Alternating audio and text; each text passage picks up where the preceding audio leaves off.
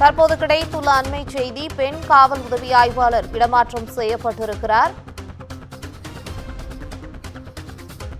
தஞ்சாவூர் மாவட்டம் பாப்பநாடு பகுதியைச் சேர்ந்த இளம்பெண் கூட்டு பாலியல் வன்கொடுமை செய்யப்பட்ட சம்பவத்தில் பெண் காவல் உதவி ஆய்வாளர் இடமாற்றம் செய்யப்பட்டிருக்கிறார். இதுகுறித்த கூடுதல் தகவல்களை விரிவாக தருவதற்காக செய்தியாளர் சரவணன் இணைப்பில் இருக்கிறார். வணக்கம் சரவணன், இது குறித்தான கூடுதல் தகவல்கள். வணக்கம் பவித்ரா.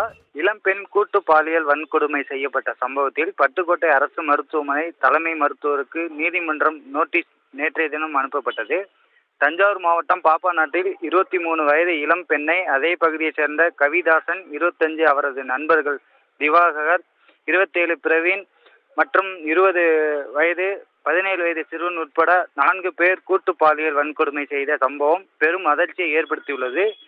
இது தொடர்பாக ஒரத்தநாடு அனைத்து மகளிர் காவல் நிலையம் காவல்துறையினர் 7 பிரிவின் கீழ் வழக்கு பதிவு செய்து 4 பேரையும் கைது செய்தனர். இந்நிலையில் பாதிக்கப்பட்ட இளம்பெண் அளித்த வாக்குமூலத்தின் பட்டுக்கோட்டை அரசு மருத்துவமனைக்கு சிகிச்சைக்காக சென்றபோது அங்கு சிகிச்சை அளிக்க மருத்துவமனையில் இருந்த மருத்துவர்கள் மறுத்துவிட்டதாக அவர் தெரிவித்துள்ளார். இது தொடர்பாக ஒரத்தநாடு மாவட்ட உரிமை மற்றும் நீதித்துறை நடுவர் நீதிபதி என் அழகேசன் பாதிக்கப்பட்ட பெண்ணுக்கு சிகிச்சை அளிக்க மறுத்த மருத்துவர் யார், மருத்துவமனை அன்றைய தினம் பணியில் இருந்த மருத்துவர் யார் யார் மீது என வழக்கு பதிவு செய்யப்பட்டது.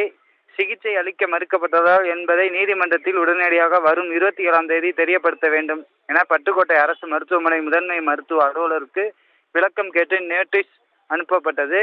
அனுப்பிய நிலையில் தற்போது கூட்டு பாலியல் வன்கொடுமை விவகாரத்தில் காவல் உதவி ஆய்வாளர் இடமாற்றம். தஞ்சாவூர் மாவட்டம் பாப்பாநாட்டில் கடந்த 12ஆம் தேதி இளம்பெண் பாலியல் வன்கொடுமை செய்யப்பட்ட வழக்கில் பாதிக்கப்பட்ட பெண் பாப்பாநாடு காவல் நிலையத்தில் புகார் அளிக்க சென்றுள்ளார்.